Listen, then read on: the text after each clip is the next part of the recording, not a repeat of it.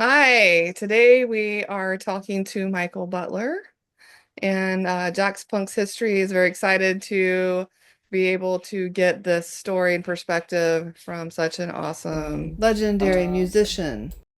My name is Michael Butler. I was a founding member of Stevie Stiletto. We were originally called Stevie Stiletto and the Switchblades. We changed our name. We just shortened it to Stevie Stiletto. Contrary to popular belief, Ray was not Stevie Stiletto. Stevie Stiletto was just a band name. And I was a founding member from, I believe, 1982 until about probably 1993. And I was the bass player. Why did you start listening to punk and hardcore? I was like most people my age. I was listening to Ted Nugent, Aerosmith, and Cheap Trick, and I went to a record like one of those college record sale. You know, they had records sold. It was a sale that on the college or somewhere they were selling all these vinyl records, and I used to read Rock Scene magazine and Cream magazine all the time, and there were all these stories about the Ramones, the Runaways, um, Television, bands like that. And this college was having the record sale. It might have been Jacksonville University. And I went to the record sale and I found all these records that I had been reading about in Rock Scene and Cream magazine, and I bought them all. I bought Ramones' first two albums. I bought two or three Runaways albums. Don't remember all the other albums I bought. Maybe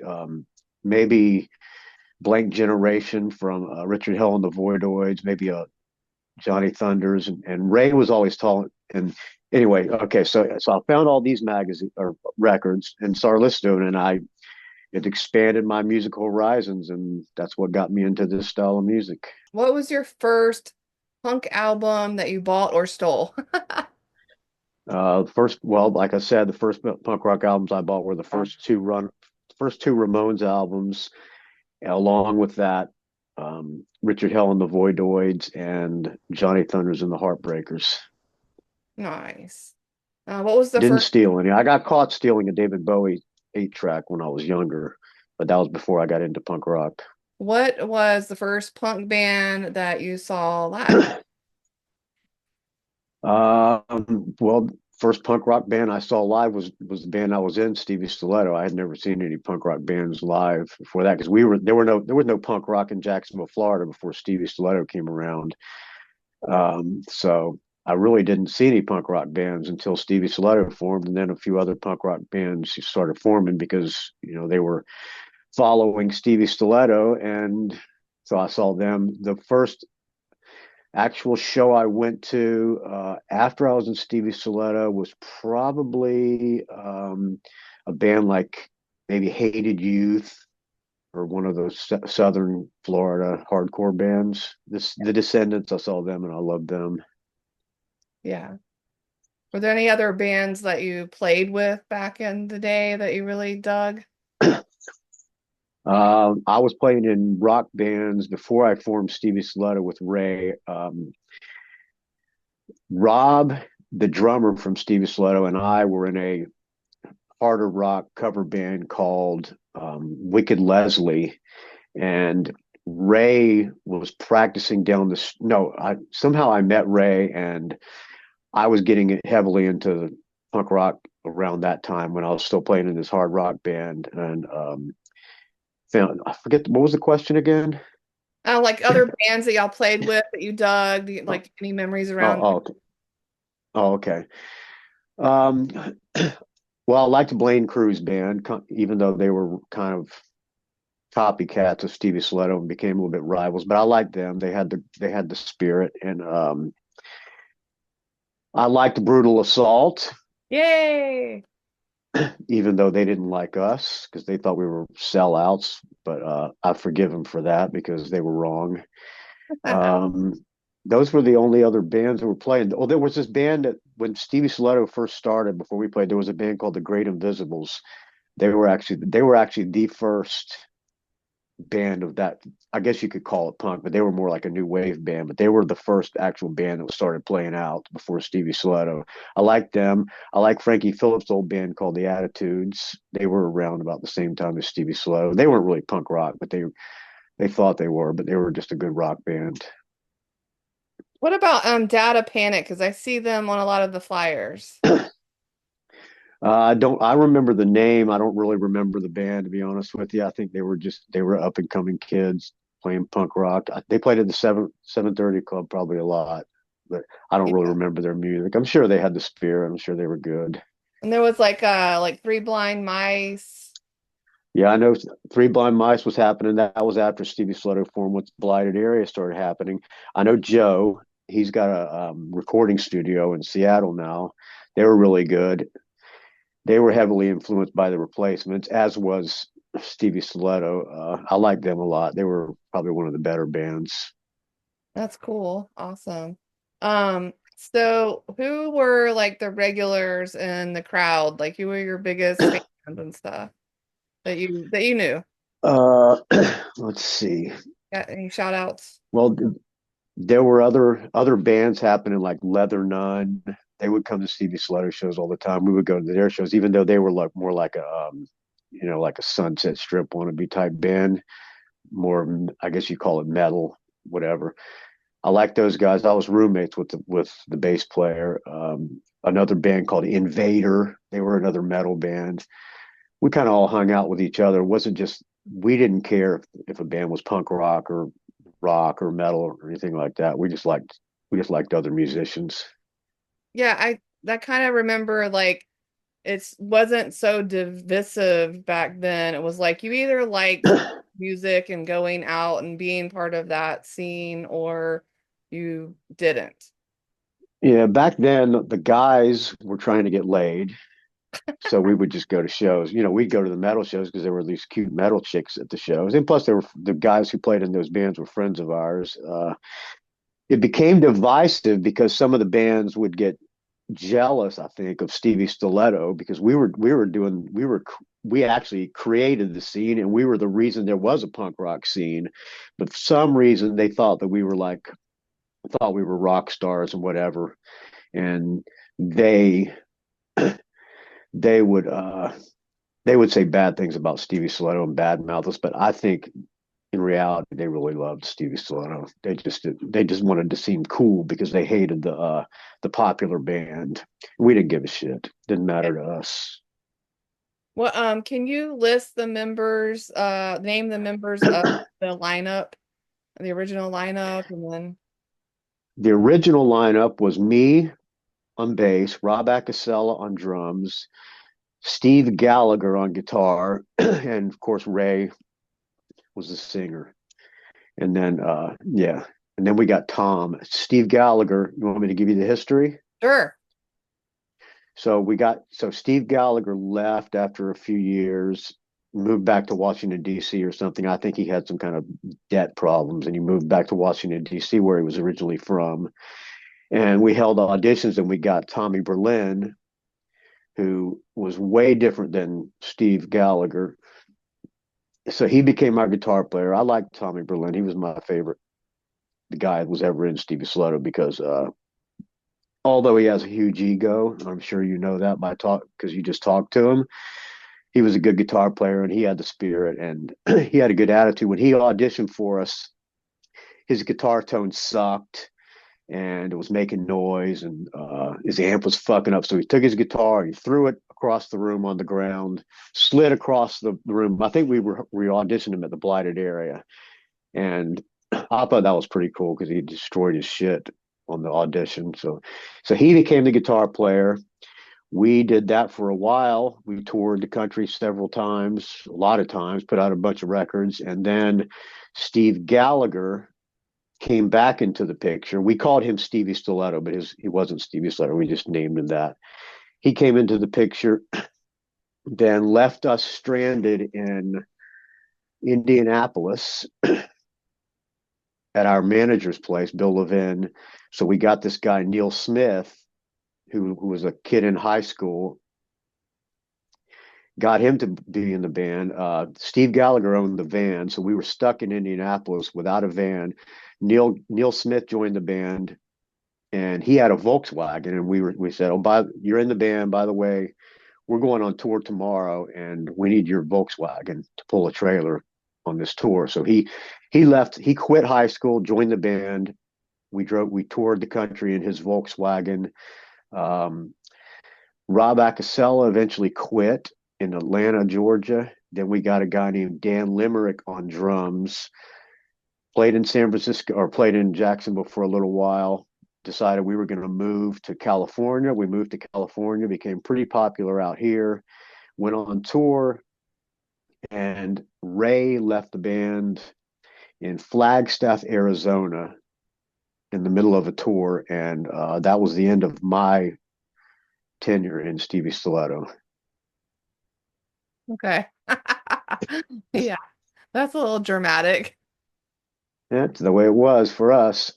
Yeah. Talk about some of the venues you played. In Jacksonville, the main venue was a place called Manapoters. I don't remember what street it was on. It was in Arlington. Manapoters was the main place. That's where we saw the Great Invisibles, and then Stevie Stiletto played Manapoters a lot. Then we had the 730 Club. There was also the Blighted area was crucial to the punk rock scene and just the new wave and punk rock scene in Jacksonville. That was probably the most important place in Jacksonville was the Blighted area. I forget the two guys' names who ran the place. I don't know if they're around anymore. Blighted area was great. We played. Those were my favorite places. I mean, that was where you played in Jacksonville as a band. We played everywhere across the country. Any place we could play, we would travel all over the country and play for no money. And those were mostly backyard parties and colleges and things like that. But in Jacksonville was the Blighted area, 730 Club, and Manapoters. Gotcha. Were there any venues that you can remember that were standouts from your tours? We played CBGB's. That was a that was great because obvious reasons. Um, Do you remember a who was on place in bill that would bill with you on that? No, I don't. It was like a weeknight, and there was a bunch of unknown bands, including us. Uh, Probably the favorite place was a place in Boston, the Rathskeller. They were really cool to us. Los Angeles, we played the Coconut Teaser. We threw our records out to the crowd. We had our record. I forget what record we had. Food for Flies, or I think it was Food for Flies. We were throwing out. I don't remember. Threw the records out to the crowd, and when we finished playing, the records were still on the floor.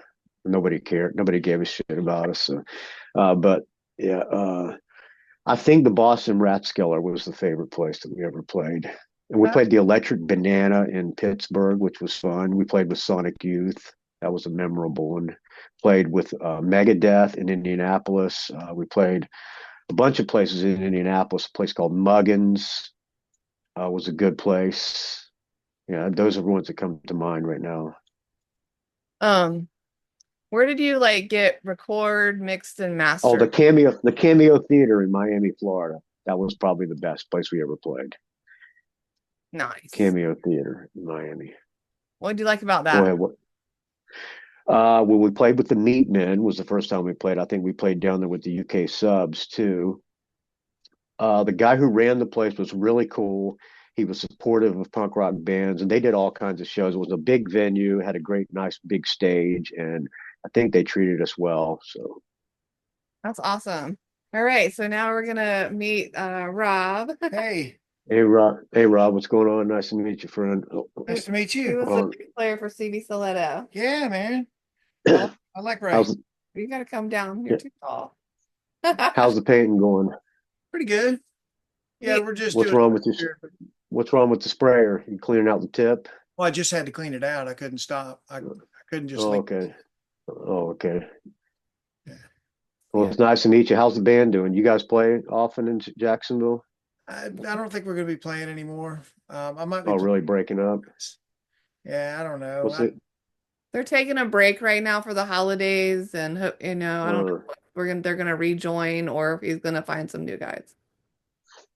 well, good luck. I hope it works out. There's a good scene. There's a lot of musicians in Jacksonville, so I'm sure you'll find other guys. A lot of great guys. A lot of great I don't talent. know if is there still punk rock bands in Jacksonville? Yeah, There are. it's a fun scene right now. It's Where's still the places to play now? the Kona is our favorite right now. Kona Skate Park has built a Oh, clubhouse. I did not know that. I didn't know that skate park was still going. I used to skate right there all the time. Never played there. They didn't have shows when I was living in Jacksonville.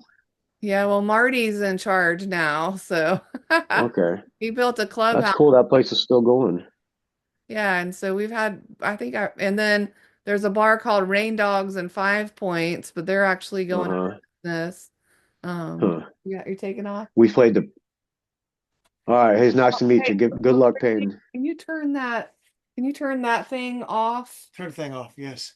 Thanks, because I'm Yeah. annoyed with like sounds. Yes. Very I good. want to get the best sound. Super cool. Yeah. We used to play the Posting King Lounge all the time when I was in Stevie Stiletto too. You remember Yeah, Posting King? yeah, I That went was to right both around the those. corner from 730 Club. We got into a lot of fights with rednecks in that place. It Which is was good funny because times. it's a gay bar now. Oh, it is, huh? I think the guy who owned the place, who was in a wheelchair, I think he was a gay guy. Is he still alive, that guy? I I don't don't think remember his name. so. I can't, I doubt he is. Well, it's still going. It's called the Posting King Lounge still. Yeah, what's it called? Shoot, I don't know. I'm having a brain bubble on that one. What is I'm in the, still calling that in my head, but I think it's called something else. okay, what's the, Park Place, Park Place. what's, oh, Park Place. What is in the location of the 730 Club now? Nothing. It's just an empty, is that building still there? It got had a fire, so I don't know. I haven't Oh, looked at okay. it lately. Um, Oh, that's too bad. Yeah, it is. Um, let's see. That's what I was gonna ask you. Can you do the discography lineup of Stevie Stiletto? Like what came, albums? Okay, the first record we did was, well, first thing we did was a cassette tape. I think it was called 13 Hits, I think. Even though we didn't have any record, it was a cassette. We got the rough mixes from Jimmy DeVito's studio in St. Augustine, and he let us take a tape home to to listen to the rough mixes. And unbeknownst to him, Ray made copies of the tape, and we immediately put it out for sale at this place called someplace in Five Point. What was the hell that was that place called? It was like a clothing store in Five Points. Oh, Edge Edge City. City, Edge Edge City, City. yeah. So No, that was the first Nell's record. 80. What's that? Nell's 80 now. Oh, okay. That building's still there, huh? Those that couple that owned the place, are they still Yeah, so around? Tom passed, but Ganelle is still around. She's 80 years old and has Wow, good for hair. her. Still awesome. Great, good for her. So that was integral to the punk rock thing too, the Edge City place. So we put out 13 hits. Then we did It's a Bogus Life 7-inch. These all were so the first thing we ever did was 13 hits. That was with Steve Gallagher on guitar, Rob Acasella on drums, me on bass and racing. And then we did It's a Bogus Life. That was the first one that had Tommy Berlin on it. I think there was a cassette before that called Special Club Mix with that lineup as well. Rob on drums, me on bass, Tommy on guitar, and Ray singing. And we did It's a Bogus Life. After that, we got a deal with some Florida punk rock label called KML Records. We put out Food for Flies. Tommy Berlin was on that. That's when Steve Gallagher came back into the band. Worst mistake we ever made was firing Tommy Berlin to get Steve Gallagher back in the band, but that's another long story. So his Steve's Tommy Berlin's picture, I don't think was on that album. because Steve came back into the band. So we put Steve Gallagher's picture on it. And then when we moved back to Jacksonville with Neil Smith on guitar and Dan Limerick on drums, we recorded Smell the Sock. And I think we did that in Jimmy DeVito's studio as well. That was me on bass, Ray singing, Neil Smith on guitar, and Dan Limerick on drums. And that was the last thing I ever did. And I don't know what else they put out after that. I kind of lost contact with Ray and everybody. Okay, And we stayed in San Francisco. Ray moved back to Florida, and we all stayed in San Francisco. awesome. What do you do after that? I played in several bands. I got it when I was playing in a band, and I got called to do an audition for a metal band called Exodus. So I joined Exodus. Played with them for a couple of years. I did a record with them on Capitol Records. Um, Exodus.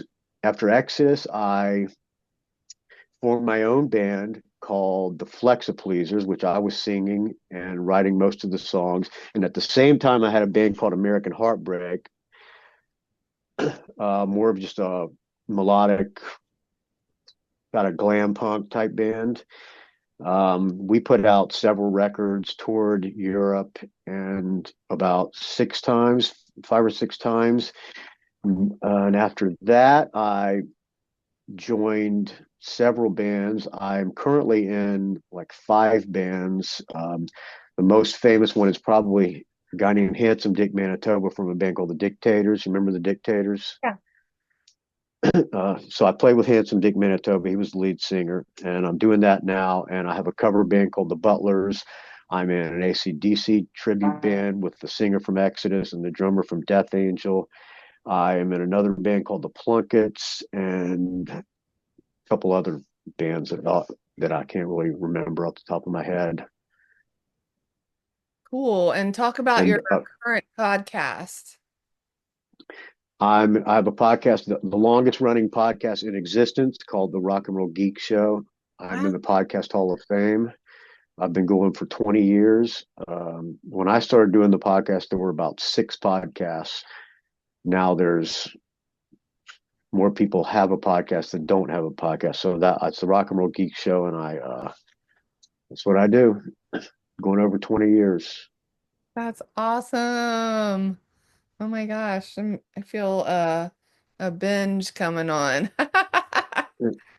It's Yeah. not for everybody. Is you doing a podcast, or what is it? Is this going to be Um, transcribed, or what is this? right now I am working on just collecting and putting it on the website for people to look at. I would Uh, like to format it into a podcast at some point. Um, uh, so you're just going to post the video on your website? yeah, I'm gonna edit it, but Uh, right now it's just you gonna should go you onto maybe YouTube and then the website. 'Cause you shouldn't edit it. no edit Don't it. edit it. Don't edit it. No, don't edit it. Is Tommy Berlin's up on the website already? I haven't posted anything yet, but I we're Rob's been working. Actually, if you want to help out with that, Rob's been working on an intro for me, and as soon as I can get some kind of intro, then I will be able to start editing or, put it together. Um, Why don't you just get in front of the camera and go, "Hi, I'm Brenda Kato, and this is JaxPunx," and that's it. be It doesn't simple like matter what that. the intro is. Nobody gives a shit what the intro looks like. They just want to see the content. Okay. Well, I mean, I want to see Tommy Berlin's because I got a feeling Tommy Berlin and I have two completely different stories. he I was. started writing a book about this. I started writing a book about this whole thing a while ago, and I quit writing it out of lack of confidence. So I'm going to eventually finish it someday. But my book will be the one that tells the truth. Everything Ray said. I don't know if you ever met Ray. Yeah. I believe about 1/3 of everything Ray told you if you ever talked to Ray. Ray was a notorious liar. Okay, well, He me liked me he being liked a to female exaggerate. punk, I would put that for every dude talking to me. Okay, all right. I really didn't believe anything anybody said to me, but okay. Yeah. Yeah. Well, I'm telling you the truth, to the best of my knowledge. Tommy probably is too, but I think Tommy probably, I'm guessing Tommy talked himself up quite a bit. Well, That's the way Tommy Berlin is. yes, here's the thing. Everybody's telling their story, and I'm not really making judgments on anybody's story. Like everybody tells their story, it has nothing to do with me. I just am trying to do this for us as a collective, like music history archivist, you know, Yeah. and a Yeah. like I don't have any musical talent. I've always been a fan. I'm the one in the crowd. I'm the one making t-shirts. I made t-shirts for Brutal Assault, like I was Uh-huh. at the West Side Skills Center so I could silk screen t-shirts and draw cartoons and stuff. Help Were make you were you like a brutal assault? I guess you call it groupie. Were you a groupie for brutal yes. assault? Yeah, So definitely. you hated Stevie Slaughter back then too, right? I did not. I So did you not. didn't like Stevie Slaughter back then either, right? That's not You true. didn't like Stevie Slaughter? I Oh, did. okay. All Yeah. right.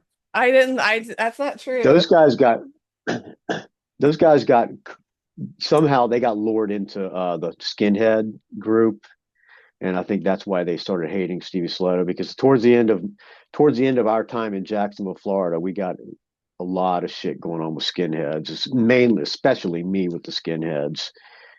When all those bands turned on Stevie Stiletto, it hurt our feelings pretty bad because we did so much to to move punk rock and just music and rock and roll in general forward.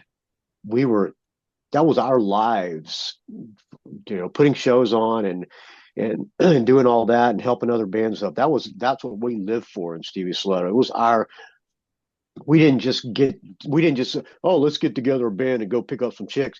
We lived it was all we lived for. It's all we cared about was playing rock and roll and helping other bands and doing shows and stuff. And when they turned on us, that's why we left town because we said, "Fuck these guys, man! We did so much for everybody, and we did so much to try to move to keep the scene going." And they all turned on us, and we just said, "Fuck Jacksonville," and we left. That's Yeah. why we left. I mean, I can see it. I mean, I don't, Because it's probably it's just immaturity doesn't is immaturity. Hopefully, people learn as they get older. yeah. I think looking back, I think more people have fond memories of Stevie Stiletto than bad. I would imagine. No, I think that the people that know like it and the people that don't know don't even know, like, and that's part of this Yeah, project's goal is to preserve the history told from the people that actually were there. yeah. So I really Well, I'm appreciate your glad you, time I'm glad today. you're doing it. So let's see. We got a couple more questions. How often did you guys play out? Like, was it every weekend? How big was the crowd and how much money did you make? We never made any money. We never made money. All the money that we made at the 730 Club,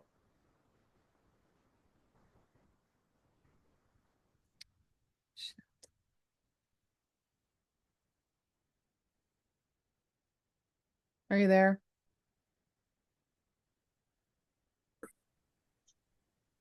Hey, okay, can you hear me now? I lost you. But I'm, actually while we're I'm here. Can you hear rearranging, me? or can you lift your camera up a little higher? Yeah, that'd be awesome. Okay.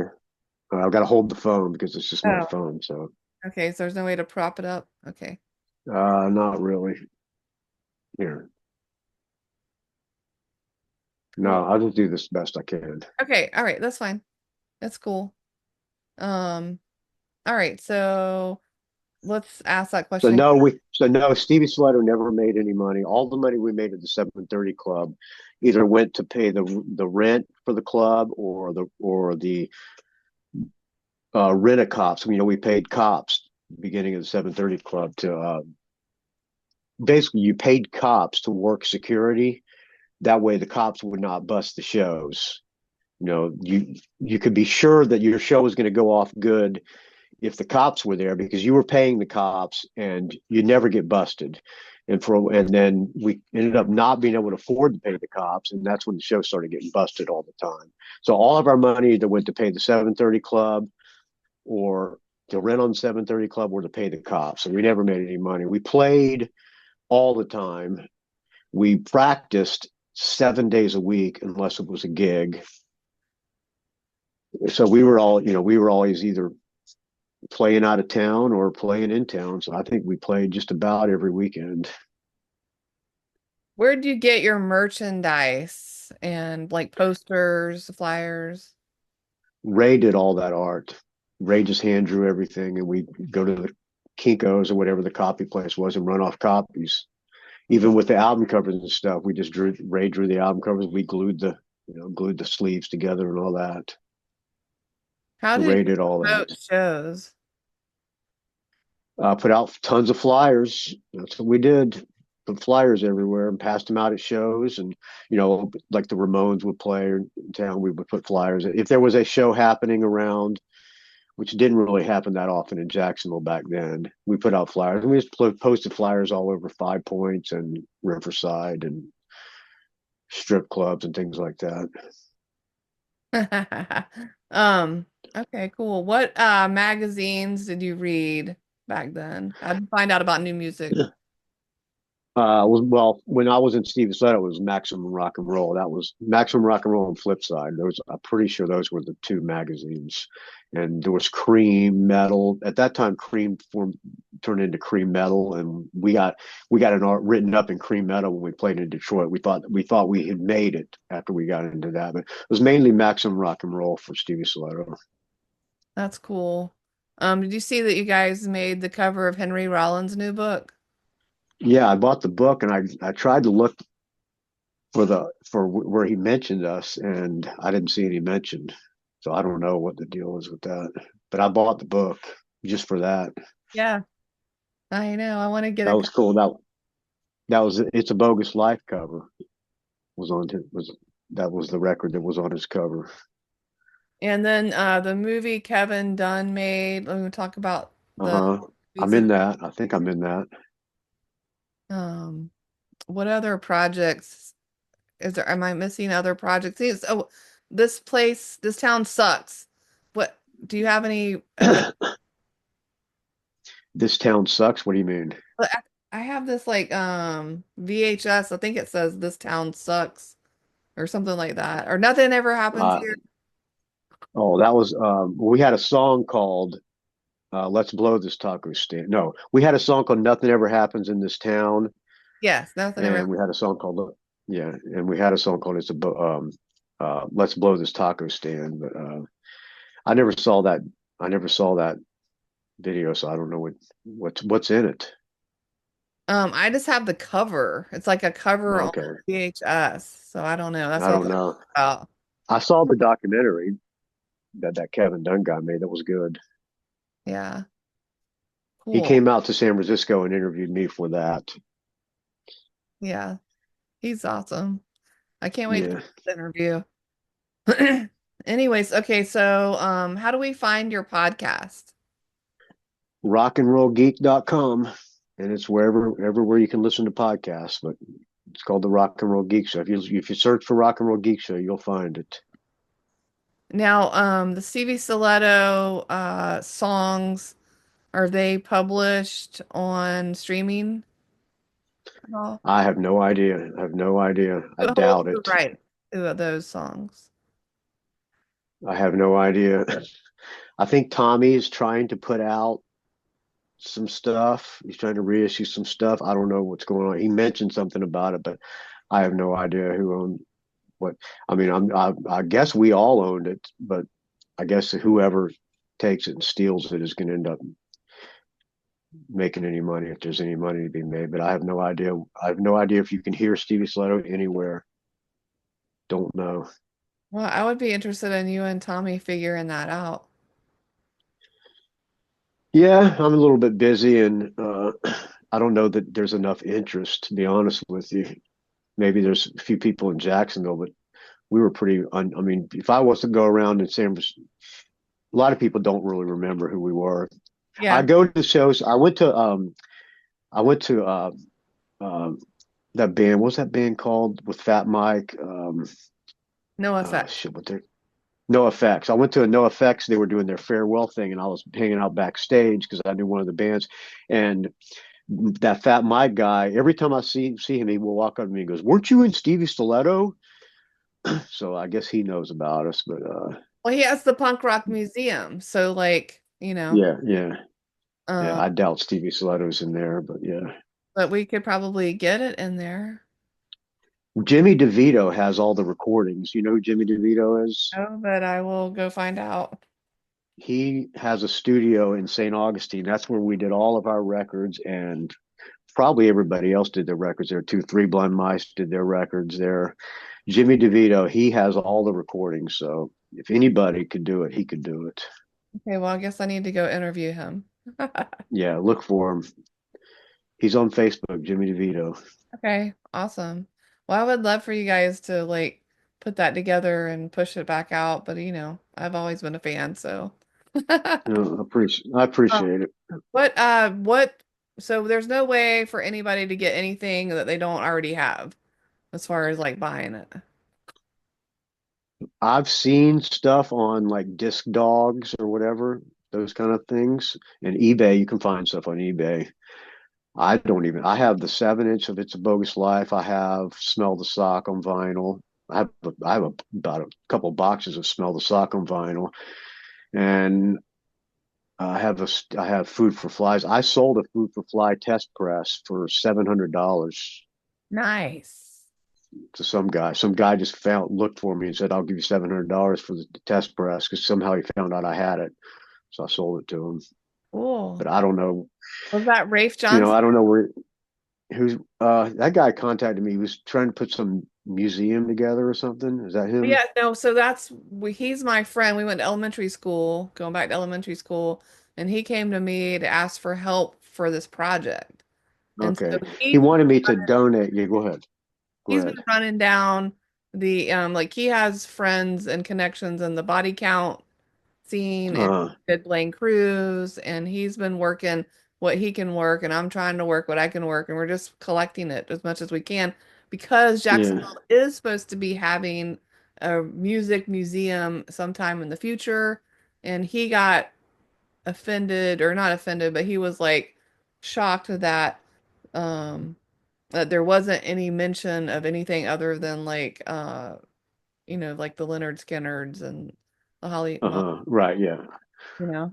Yeah. I talked to him. I talked to him a few times. He wanted me to donate one of my bases, but I couldn't do that. It's Yeah. worth too much money, and I love it too much. So Well, I appreciate your time today. And part of this is my vision for this would be like if you would also want to interview somebody else for this project, so like either give me that name or you could interview yourself, and then send it. right. I, I had Tommy Berlin on my podcast a long time ago, so you might be able to find that. I think that's probably pretty good. We talked a lot about the old days. Okay. Cool. So we could just link to you then from the site to that. Yeah, sure. Okay. Yeah, yeah. I'd have to find the episode, but yeah. All right. Do you want to tell any other stories or shout outs to people that are crossed over or promote yourself any at all? Uh, I'll just shout out to you for trying to keep the memories of those days alive. We appreciate the that somebody cares. It means a lot. Yay. Well, I've always been a fan and I really appreciate your time today. Okay, well, enjoy the rest of your Sunday and I'll take make your husband I'll take podcast tips at any time. just be yourself and have fun and ask good questions. All Okay. right, make your husband a good meal for painting for you. Yes, exactly. What what are you going to make him for dinner? Well, I was working on some chili. Oh, that sounds good. All right. Well, be nice to your husband and have a great Sunday. Yes, I finally found my person. I didn't find him till like 5 years ago. We've been together 5 years and we got married Uh-huh. 2 years ago, Well, but good. it took me this long to find my person. No, at least you found him. That's good. All right, take care. All right. Talk to you later. Bye. I don't give a fuck what you said. Always wanted even better, I'm dead.